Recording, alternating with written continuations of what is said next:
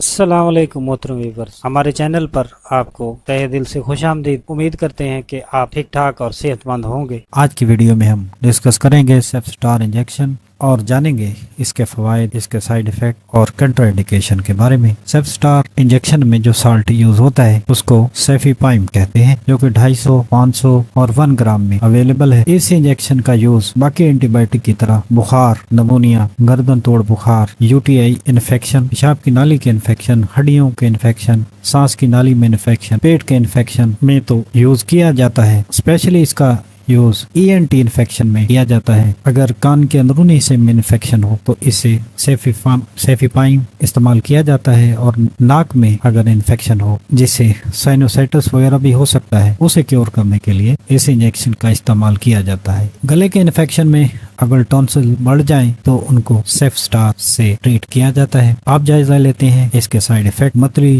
الٹی، سر درد، چکر، دست، پیٹ میں درد اور بھوک کا ختم ہو جانا شامل ہے۔ یہ سائیڈ ایفیکٹ بہت کم مریضوں میں یا کسی ایک میں ظاہر ہوتے ہیں، ورنہ نہیں ہوتے۔ کنٹرا انڈیکیشن میں پریگنینسی میں اس کو یوز نہ کیا جائے۔ ہائپر سینسٹیو لوگ اسے یوز نہ کریں۔ یرکان میں بھی اس کو یوز نہیں کیا جاتا، اور 2 ماہ سے کم عمر کے بچوں میں اس کا استعمال نہیں کرنا چاہیے۔ یہ آج کا ریویو تھا سیفی پائم یا سیف سٹار انجیکشن کے بارے میں۔ اگر ویڈیو پسند آئے تو ہمارے چینل کو ضرور سبسکرائب کریں۔ شکریہ۔